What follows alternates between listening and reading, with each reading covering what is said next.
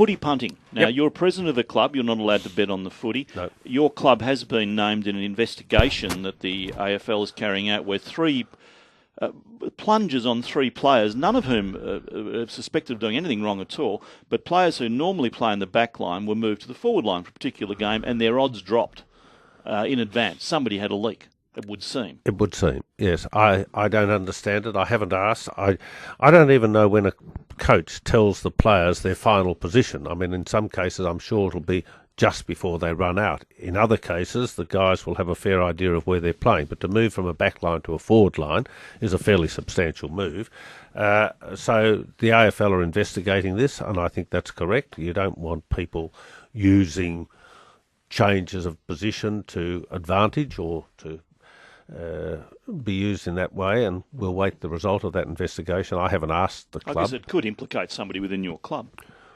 If a It leak could, has come from within if the there's club. a leak, yes, I agree with that. And if that was the case, I think we'd all be very disappointed. It's not what playing football's all about. It does lead to a bigger issue that sits in my stomach uncomfortably.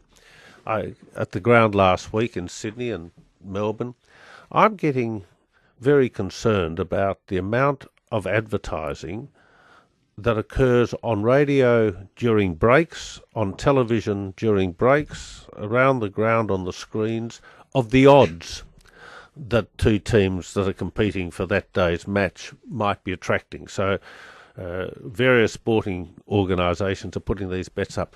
You can't tell me that that isn't preconditioning children that gaming is all right. I mean, all gaming talk in recent times has been about poker machines, right, and pokies and the damage that they do. But there's this. It's not even subliminal.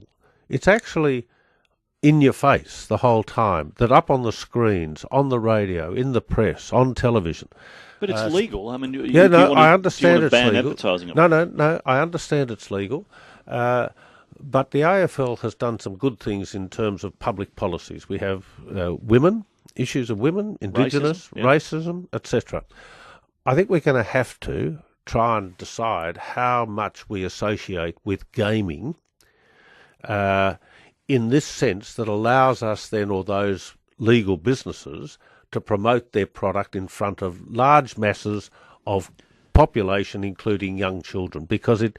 So you think the AFL's got a responsibility? Oh, there's no doubt about it. To back off the betting. Well, we provide the code, we provide the entertainment, and it's only in recent times, the last year or so, that I am very conscious. Every time I look at the scoreboard, it's the odds. Hawthorn $1.20, Geelong $2.40, or vice versa. I was listening to the radio. I watch a bit on television when it's not our game. And the same sort of thing is in your face, in your ears all the time. Now, I think it doesn't distinguish between adults and children. Everyone has access to that information. What do you want the AFL to do? I don't know. I'm just saying I think we are starting to see in the code that we are presenting an avenue that is allowing young people to have access to the concept of gaming in a way that they wouldn't and have not had before. Is that right or wrong? I don't know, but it worries me a bit that as children sit at the MCG, up on the screen comes the betting odds. It wasn't there 2 years ago or 3 years ago. It's of real concern, I think. And I think the AFL are going to have to address it. 96900 693 13 13 32. Do you think there's too much betting and too much promotion of betting on football? It's the promotion that worries me. There's a hell of a lot of it, I agree, on this station and on television and at the ground itself. Yeah. Hello, Mark. Yes, Mark? Yeah, I was actually up in Sydney over the weekend, and it's just gone to totally out the window, the control on this. They've actually got a mobile van that they drive around to venues, and you can bet. You walk up to the van and you can place bets like you can buy gelati ice cream. It's sort of a mobile tote, is it? Yeah, Sportsbet have got it set up there. That's just a disgrace. It shouldn't just be touted around on the streets wherever it needs to be.